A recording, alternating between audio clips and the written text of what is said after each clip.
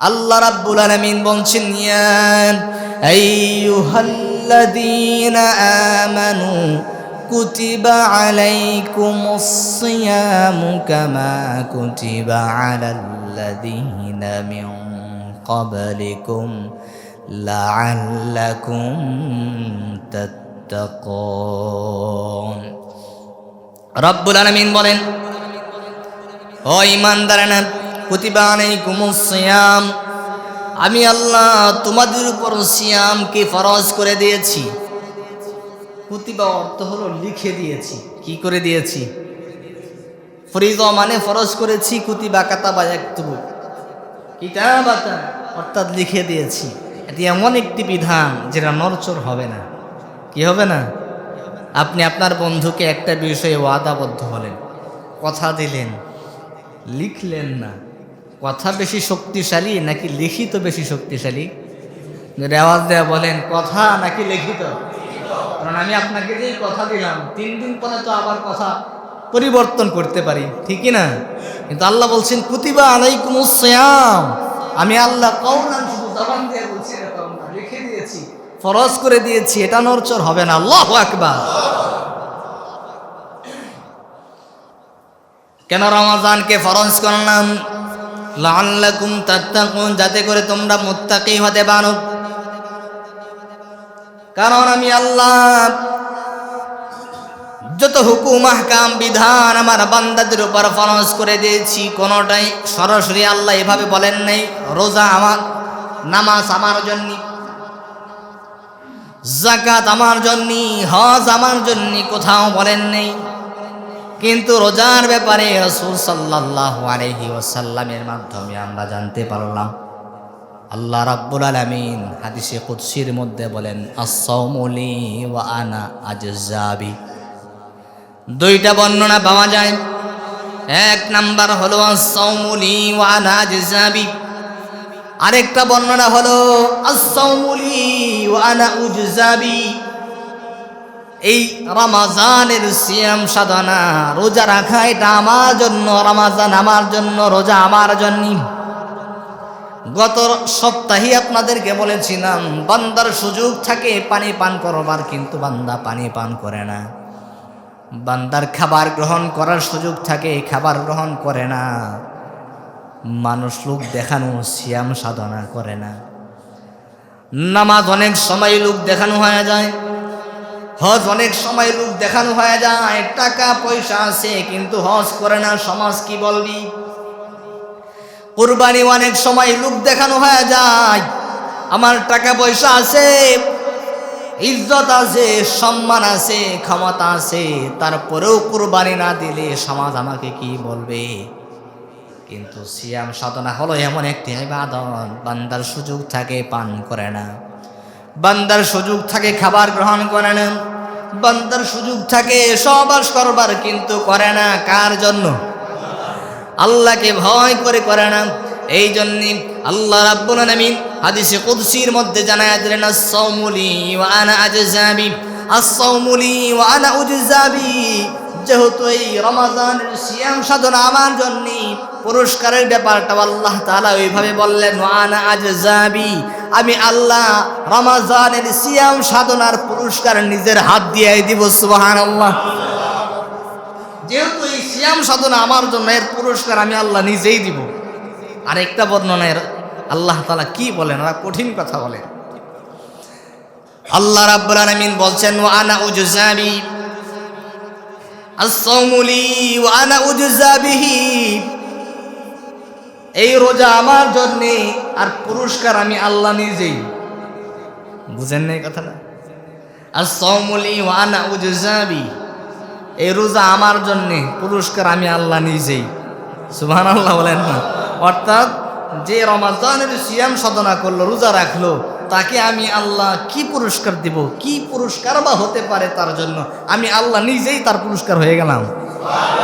এখন আল্লাহকে যদি কেউ পেয়ে যায়, আর কিছু তার পাওয়ার বাকি আছে? বাদশাহকে যদি আমি পেয়ে যাই, তার রাজত্বই তো আমার, নাকি বলেন? আল্লাহুল মাওলা ফালাহুল কুল। যাকে আল্লাহ পেয়ে যায়, যে আল্লাহকে পেয়ে যায় পারা সে তামাম পৃথিবী পেয়ে যায়, পুরা কুল পেয়ে যায়, তামাম কায়নাত তার হয়ে যায়, ঠিক কিনা বলেন? আর যে আল্লাহকে পায় নাই সে কিছুই পায় নাই, ঠিক কিনা? এই জন্য আল্লাহ রাব্বুল আলামিন বলছে মানা উজজাবি, এই রমজানের সিয়াম সাধনা রোজা এটা আমার জন্য করা হয়, একমাত্র আমার রাজি খুশি করার জন্যে। যেহেতু সে এই কাজটা আমার জন্য করছে, এটার দুইটা পুরস্কার, একটা হলো আমি আল্লাহ নিজের হাত দিয়ে তাকে পুরস্কার দিব, আর একটা হলো তার তো অনেক সম্মান, অনেক মর্যাদা। আমি আল্লাহ তার এই সিয়াম সাধনাকে কিভাবে মূল্যায়ন করব, তার মূল্যায়ন কি হতে পারে, তার আচর তার প্রতিদান কি হতে পারে, আমি আল্লাহর উপরে তার কোনো পুরস্কার হয় না, আমি আল্লাহ নিজেই তার হয়ে গেলাম। প্রিয় হাজরিন, এই যে সিয়াম সাধনা আল্লাহ রাব্বুল আলামিন আমাদেরকে দিলেন, আল্লাহর উদ্দেশ্য হলো যাতে করে আমরা তাকওয়া অবলম্বন করতে পারি, মুত্তাকি হতে পারি। আর যারা মুত্তাকি হবে তাদের গুণ হলো রব্বুল আলামিন কোরআনুল হাকিমের সূরাতুল বাকারার মধ্যে বলেন হুদাল্লিল মুত্তাকিন আল্লাযীনা ইউমিনুনা বিল গায়বি ওয়া ইউকিমুনাস সালাত। মুত্তাকি আল্লাযীনা ইউমিনুনা বিল গায়ব, যারা গায়বের উপর ঈমান রাখে, বিশ্বাস রাখে, আল্লাহকে না দেখেও আল্লাহ বলে মানে, ঠিক কি না? যারা বলে রব বলতে কিচ্ছু নাই, এদের মাথা ঠিক আছে? বলে যা দেখি না তা বিশ্বাস করি না। নাস্তিকরা এই টাইপের কথা বলে, আমরা অনেক কিছুই দেখি না কিন্তু বিশ্বাস করি কি করি না? বাতাস দেখেন, বাতাস দেখেননি? বিদ্যুৎ দেখেন? যারা বলে যা দেখি না বিশ্বাস করি না, এদেরকে বিদ্যুৎ লাগাই দিবেন। দেখ বিদ্যুৎ আছে না নাই, একটু চিন্তা কর, আল্লাহ আছে না নাই? বাতাস আমরা দেখি না, আমাদের যে জ্বর হয়, জ্বর দেখেননি? মাথা ব্যথাতে হয়, ব্যথা দেখেন? বিশ্বাস করেন কি করেন না? বাতাস যে আছে বিশ্বাস করেন কি করেন না? বিদ্যুৎ যে আছে বিশ্বাস করেন কি করেন না? আমরা অনেক কিছুই, নাস্তিকেরাও পর্যন্ত অনেক কিছুই না দেখে বিশ্বাস করে, কিন্তু আল্লাহর বেলায় আয়েশা বলে আমরা আল্লাহকে যেহেতু দেখি না বিশ্বাস করি না। এরা শুধু ইসলাম ধর্ম নিয়ে এদের যত চুলকানি, অন্যান্য ধর্ম নিয়ে এদের কোনো চুলকানি নেই। জাতে মাতা তাহলে ঠিক।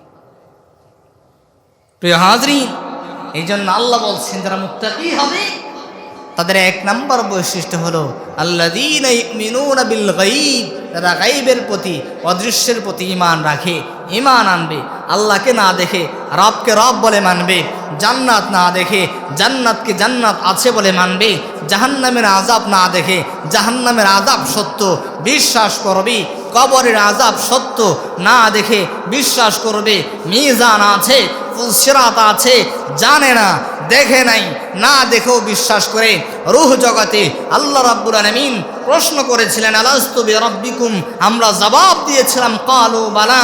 রাব্বুল আলামিন বলেছিলেন আমি কি তোমাদের প্রভু নই? আমরা অবশ্যই স্বীকারোক্তি দিয়েছিলাম অবশ্যই আপনি আমাদের রব। ওই কথা স্মরণ নাই, তারপরও ঈমান রাখে। যারা 2 বছর বয়সে মার দুধ পান করেছিল, স্মরণ নাই, দেখে নাই, কিন্তু বিশ্বাস রাখে। নাস্তিকদের বলতে চায় আল্লাহ আছে, আল্লাহ আছে, গায়বের প্রতি আমরা ঈমান রাখি। বাতাস যেমন না দেখে বিশ্বাস করতে পারি, বিদ্যুৎ যেমন না দেখে বিশ্বাস করতে পারি, বা মাথা ব্যথা না দেখে যেমন বিশ্বাস করতে পারি, আল্লাহ একজন আছে, তামাম কায়নাতের একজন পরিচালক আছে, সেটাও আমরা না দেখে বিশ্বাস করি। এবং আল্লাহ যে একজন আছে আমরা বিনা দলিলে বিশ্বাস করি, ঠিক কিনা বলেন? এখানে কোনো যুক্তি চলে না, কোনো দলিল চলে না, বিনা দলিলে বিনা যুক্তিতে আমরা আল্লাহ একজন আছে বিশ্বাস করি কি করি না? কারণ আল্লাহর ক্ষেত্রে কি কোনো যুক্তি চলে? হ্যাঁ, যুক্তি দিয়ে অনেক কিছুই খণ্ডন করা যায়, কিন্তু আল্লাহ যে একজন আছে এটা মাইনাস করা সম্ভব?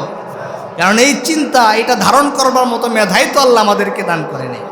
আল্লাহ বলছেন রব্বানা মা হাদা খালাকতা বাতিলা। আল্লাহ বলছেন আমি আল্লাহকে নিয়ে যে তোমরা ফিকির করবা, ওয়াতাফাক্কারুনা ফি খালকিস সামাওয়াতি ওয়াল আরদ, আমি আল্লাহ কত সৃষ্টি, কত মাখলুক সৃষ্টি করেছি, এগুলো নিয়ে একটু চিন্তা করো না। এগুলো তো আমি আল্লাহ অহেতুক বানাই নেই, অহেতুক সৃষ্টি করি নাই। আল্লাহকে নিয়ে যে গবেষণা করবা, আল্লাহকে নিয়ে যে চিন্তা করবা, এই চিন্তা করার যে ধারণ ক্ষমতা তোমার মেধা, তোমার মাথার, সেই ধারণ ক্ষমতা তোমার মেধায় আমি আল্লাহ দিই নেই। তুমি চিন্তা করতে পারো আমার সৃষ্টি নিয়ে, আমার মাখলুক নিয়ে। আমি আল্লাহ স্তরে স্তরে 7টা আসমান সাজায় রাখছি, কোনো পিলার নেই। এটা নিয়ে চিন্তা করো যে আল্লাহ একজন আছে, ঠিক কিনা? প্রতিদিন ঠিক সময় সূর্য উদয় হয়, ঠিক সময় সূর্য ডুবে যায়, একদিনও মিস হয় না তার ডিউটি, ঠিক কিনা? হ্যাঁ, মিস হয়? কোনদিন কেমন হয়েছে সূর্য একদিনের জন্য ছুটি নিছে? হয়েছে এরকম? এই যে প্রতিদিন সময় মতো সূর্যোদয় হচ্ছে, সময় মতো ডুবে যাচ্ছে, সময় মতো চাঁদ উদিত হচ্ছে, সময় মতো ডুবে যাচ্ছে, বৃষ্টির সময় বৃষ্টি হচ্ছে, ঠান্ডার সময় ঠান্ডা, গরমের সময় গরম, এই যে পরিচালনা হচ্ছে ঠিকঠাক মতো, একজন পরিচালক আছে না? তিনি কে? এরপরেও দলিল লাগবে। আমরা অনেক কিছুই তো দেখি নাই। আল্লাহ তাআলা আমাদেরকে বুঝার তৌফিক দান করুন, শুকর বলি আমিন। আল্লাহ বলছেন 1 নাম্বার বৈশিষ্ট্য হলো যারা গায়বের প্রতি ঈমান রাখে তারা হলো মুত্তাকি।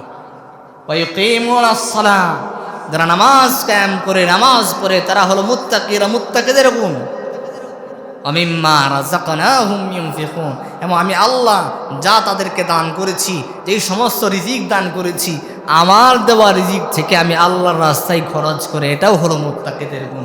এই ধন সম্পদের মালিক কে? আল্লাহ। এটা যদি আমরা আল্লাহ রাস্তায় খরচ করার ক্ষেত্রে জরিমানা মনে করি তাহলে হবে? এটা হবে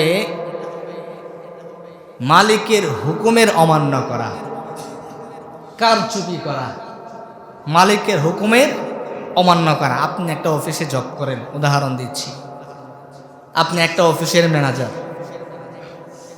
আপনার অফিসের বস আপনাকে হুকুম করলো, অনুমতি দিল, প্রত্যেকটা শ্রমিককে ঈদে বোনাস দেয়া দিবা, 1000 টাকা করে কি দিবা? বোনাস দেয়া দিবা। আপনি চিন্তা করলেন বোনাস না দিলে কোম্পানির ফায়দা হবে, এই হবে, কিছু কি নয় সেই বুঝায়া আপনি দিলেন না। আপনি তো এই সম্পদের, এই টাকার মালিক না, মালিক তো বস, ঠিক কিনা বলেন? বুঝছেন? এখন আপনি মালিকের হুকুম অমান্য করে যে শ্রমিকদেরকে বোনাস দিলেন না, শ্রমিকরা আন্দোলন করবে কি করবে না? বুঝছেন?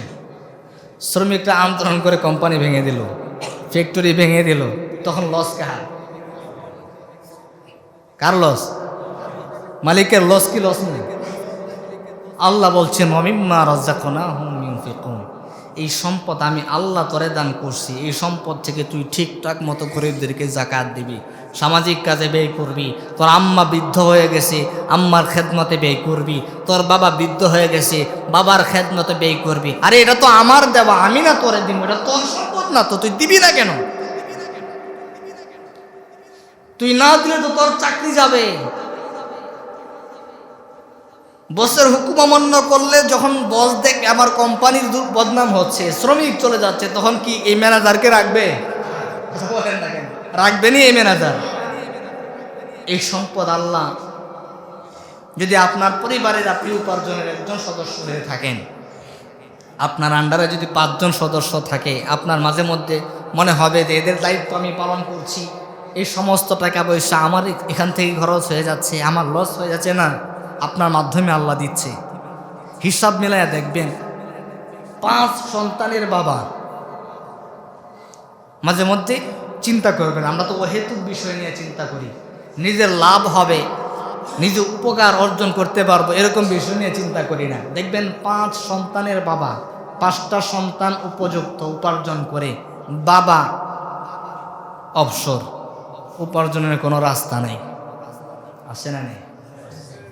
সেম বয়সের আরেকজন বাবা, তার সন্তান ছোট ছোট পড়াশোনা করে, কিন্তু তার ইনকামের রাস্তার অভাব নেই, আছে না নেই?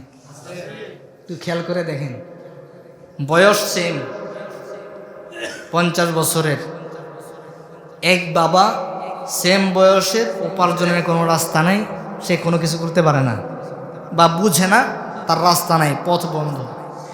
সন্তানরা উপার্জন করছে, সংসার ঠিকঠাক মতো চলছে। সেম বয়সের আরো একজন বাবা, তার সন্তান ছোট ছোট পড়াশোনা করে, এ হমনে ইনকাম করতেছে, আছে না নেই? কে দেয়?